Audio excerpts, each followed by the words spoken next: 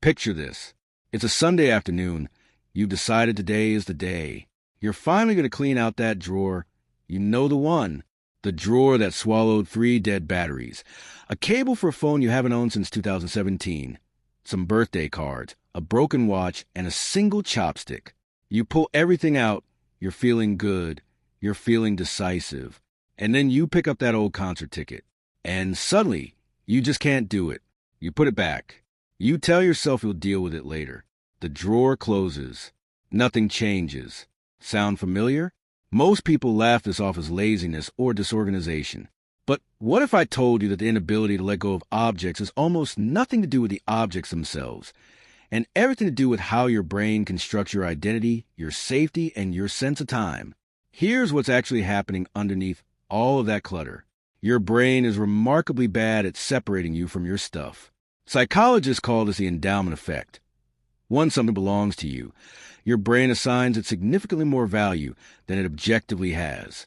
A study by Kahneman, Netsch, and Thaler demonstrated that people asked to sell a coffee mug they'd been given demanded nearly twice the price that others were willing to pay for the exact same mug. The moment ownership enters the picture, your brain quietly rewrites the value tag. That broken watch isn't just a broken watch anymore. It's yours. And throwing away starts to feel on some subconscious level, like throwing away a small piece of yourself. But it goes even deeper than that. For many people, objects are time machines. That concert ticket isn't a piece of paper, it's a portal. It's a version of you that stood in that crowd, felt that music move through your chest, maybe stood next to someone you loved. Letting go of the ticket feels like letting go of the memory itself, even though rationally you know that's not how memory works. The brain, though, doesn't always listen to reason. It follows feeling. There's a concept in psychology called object attachment theory, which suggests that humans form genuine emotional bond with possessions, especially during periods of transition or loss. Think about why children carry a favorite stuffed animal everywhere. That object becomes a psychological anchor, a source of comfort and continuity when the world feels uncertain. Adults do this too. We just have bigger drawers. Now there's a spectrum here. On one end, you got sentimental collectors who keep ticket stubs and old letters and feel a quiet, harmless joy from them. On the other end, there's clinical hoarding disorder, which affects roughly 2 to 6% of the population and is now recognized as its own distinct diagnosis in the DSM-5. For those individuals, discarding objects triggers genuine anxiety, even grief. The clutter isn't a personality quirk. It's a coping mechanism.